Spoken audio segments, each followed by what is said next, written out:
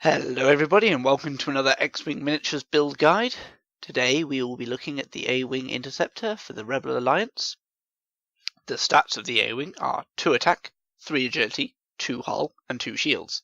This means that the A-Wing is hard to hit, but if you do hit it, it goes down pretty quickly. The action bar has your typical focus and target lock actions, as well as your boost and evade. This slots the A-Wing into the category of arc dodger. If we take a look at the A-Wing's maneuver dial, we can see that it is simply fantastic. The A-Wing loves to go fast, and it can turn hard. This means the A-Wing can play really aggressive, and when it gets behind you, combine it with the boost and maybe evade, it is very hard, if not impossible, to shake off. Your only chance of shaking off an enemy A-Wing is by going slow, because the A-Wing's speed 1 maneuvers are quite limited, and it's more likely to go at speed 2s, so you may make it overshoot you. However, despite this amazing maneuver dial, the A-Wing's biggest problem is its firepower, and even at the cheapest of 17 points, this means that the A-Wing was considered mostly overcosted. However, this changed with the introduction of the Chardan Refit card in the Rebel Aces expansion pack, which, at the cost of a torpedo slot, reduces the cost of the entire A-Wing by 2 points. So let's get right into the builds. At the lowest pilot skill, we have the prototype pilot, but don't let this pilot skill deceive you. His pilot skill of 1 makes him, in my opinion, the best blocker in the game. See, the pilot skill of 1 means that the ship will move before every other ship in the game, bar other prototype pilots.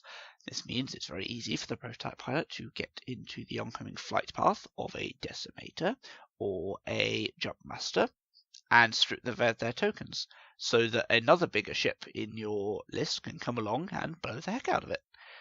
It's a simple yet elegant combo that I think many people underestimate.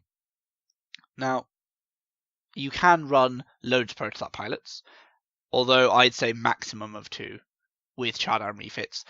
The lower the cost of the prototype pilot, the better, because it's never going to be shooting, touching bases with enemy ships.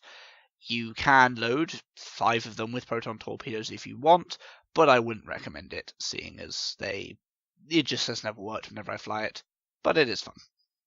My favourite 2 builds that I've made and used with the prototype pilot have been, firstly, 2 prototype pilots with proton rockets, Heft Hobber in the U-Wing with Zebralis, Pivot Wing and Ion Projector. These 3 mean that you always have a ship that likes to block and finds it easy to block, but the prototype pilots still maintain their proton rockets, meaning they can still pump out a 5 attack shot if someone else is blocking. And then 4th, you have Kian Farlander with just fire control system and stay on target, who can also push through a good 3 dice, maybe 4 dice attack. This combo just means that you can always keep blocking enemy ships, means it's very hard for enemies to maneuver through you, and when they're tokenless, the damage really goes through. Also, it's very good when you want to practice your blocking. Now, the second build is prototype pilots, this time still 2, but with Chardan refit to make them 15 points. Nora Wexley, kitted out with BB-8, push the limit, tail gunner, and alliance overhaul. This makes her an extremely powerful gunboat, and even quite maneuverable.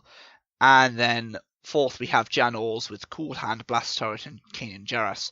Jan Ors here provides a good support ship for the high damage that is Nora Wexley. With this build, with Tail Gunner crew especially, Nora Wexley is entirely focused on putting out dice, but that's also the weakness of this build, in that she's the only one that really can.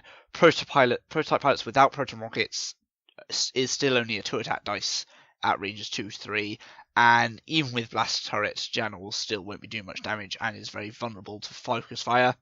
So most of the times I've flown this list, they just focus Nora, and once she goes down, then the rest can be quite easily mopped up without much issue. Nevertheless, I've still won a couple of games with it, and it can be quite fun. Next up is the Green Squadron pilot, who, for 2 more points than the prototype pilot, has an access to the A-Wing title, as well as the pilot skill 3. This title means that you can take 2 EPTs instead of 1. The most success I've had when building with the Green Squadron pilots is that you can take 2 of them at 23 points each, with A-Wing test pilot title, Chardan refit, wired, auto thrusters, and push the limit. With your native green dice of 3, push the limit allows you to take 2 actions of your choice, preferably including evade. and which also activates Wired, allowing you that when you're stressed or on the push the limit, you may re-roll your focused results on attack or defense, which helps the A-Wing both stay alive and do a little more damage with its small red dice pool. Now, auto thrusters also help to keep you alive, especially when you're tailing ships with a 360-degree firing arc, such as Falcon or Jumpmaster, which are very popular at the moment. Take 2 of these, fly them together, and you still are putting out 4, maybe even 6 damage when you get close with them, and they're incredibly hard to kill. Now, I found the best success when pairing them with Dash Rendar, who will also take Push the Limit, Heavy Laser Cannon, Kanan Jarrus, and Outrider. This Dash Rendar is a very typical Fat Dash, who will skirt around the edge of the board, flying around on asteroids and using his Heavy Laser Cannon to do the real damage in the build. Now, the Green Squadron pilots are more of a nuisance for the enemy, but if they do choose to focus Dash, I have had matches won, or at least a very close loss, through the Green Squadrons being ignored and eventually taking out enemy ships because they find it incredibly easy to stay behind an enemy ship. And if you ever fire upon them, the upgrades here will keep them alive forever. Eventually they'll just whittle down enemy ships. So that's the only really effective build I found. Of course there are more out there, but the Green Squadron pilot is not to be glanced over. It does have its uses. The third A-Wing pilot is Gemma Sajam. Now, this pilot is, in my opinion, unfortunately, the worst A-Wing pilot. The ability is that he will get an extra agility when in range 1 of an enemy ship. Now, the A-Wing already has native 3 agility, and you can bolster this up to 4 with Stealth of Ice and go for the whole 5 agility, which is gimmicky and fun, but he doesn't really combo well with anyone, and the 2 dice attack means that at range 1, you get 3 attack dice, which isn't really that much, and unfortunately proton rockets doesn't get affected by the extra agility. You'll still only be getting 3 extra attack. Gemma, unfortunately, doesn't really have a place right now, and I'm just going to skip over him. Our next pilot is Arvel Crinid, who is the A-Wing pilot who crashed his ship into the bridge of the Super Star Destroyer during the Battle of Endor in Return of the Jedi. His ability is that you may shoot at ships that he is touching.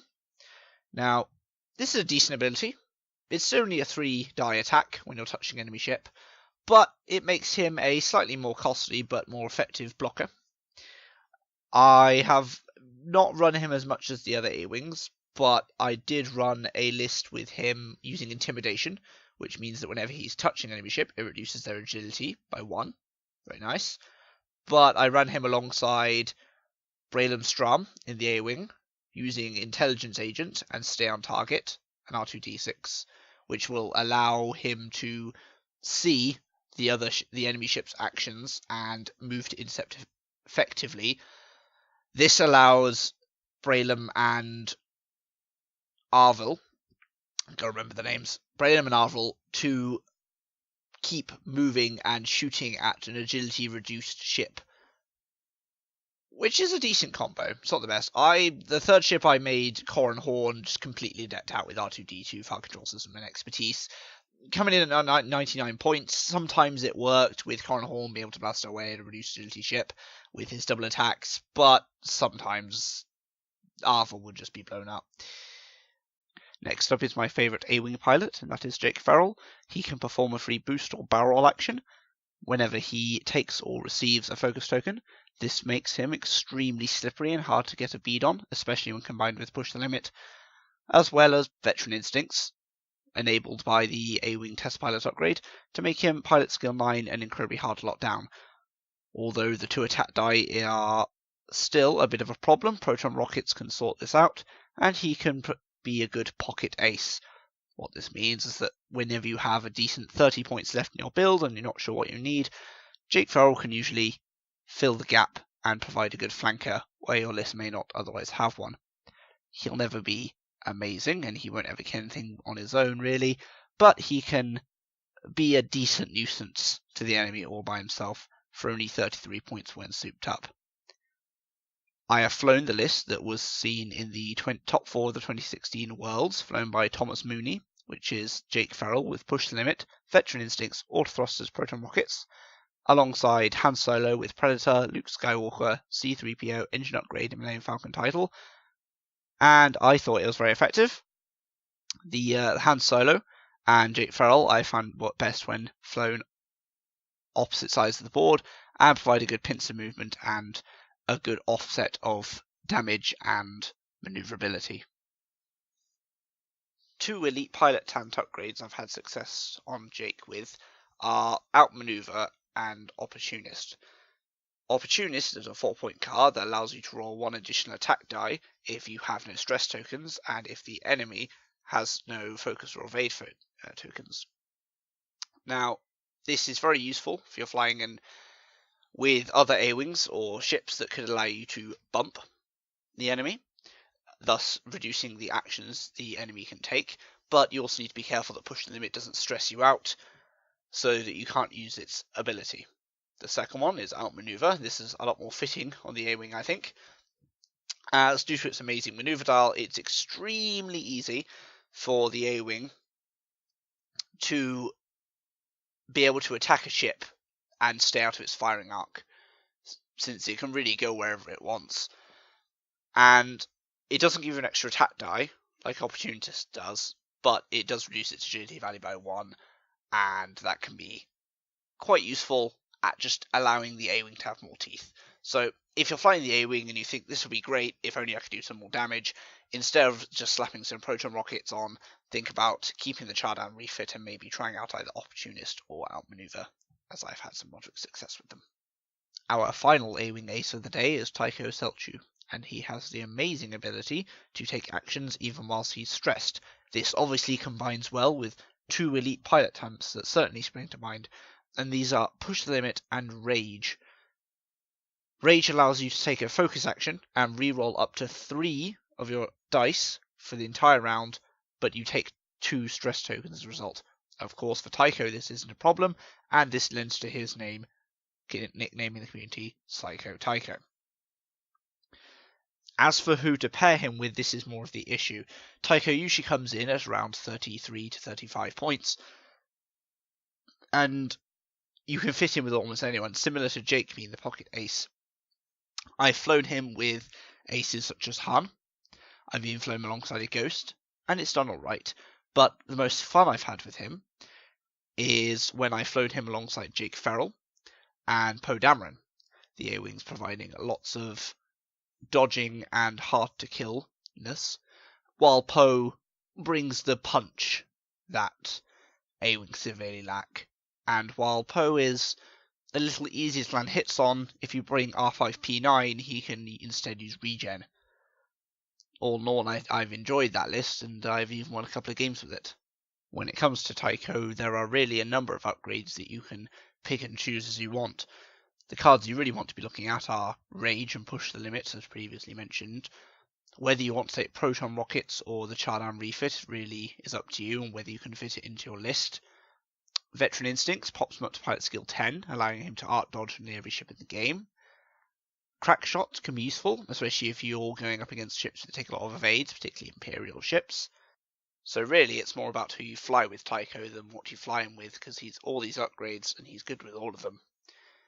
As previously mentioned, I've had fun flying in with Han, Jake, Poe. Jan can help mitigate some of the lacking red die. Really, I'd say experimentation is one of the main attractive points about the A-Wing, as they're so cheap they can be slotted into nearly every list, so have fun with that. So to wrap up this video, let's talk about the pros and cons of the A-Wing. We've learnt that it has a nearly unparalleled maneuver dial, a excellent action bar, but it is hindered mostly by its 2 attack die. However, 3 agility and even 2 shields and 2 hull does mean it stays alive, especially when paired up with auto thrusters, and if it's going after one ship and it dodges arcs, then an A-Wing can survive till the late game with little to no problem. It can stay relatively cheap, it's not that overcosted, especially with the Chardan refit slotted in, and its aces can be great pocket picks for harassment, as well as the lower prototype pilots being good blockers. I'd even go so far as to say they are the best blockers in the game, not even just in the Rebel fleet.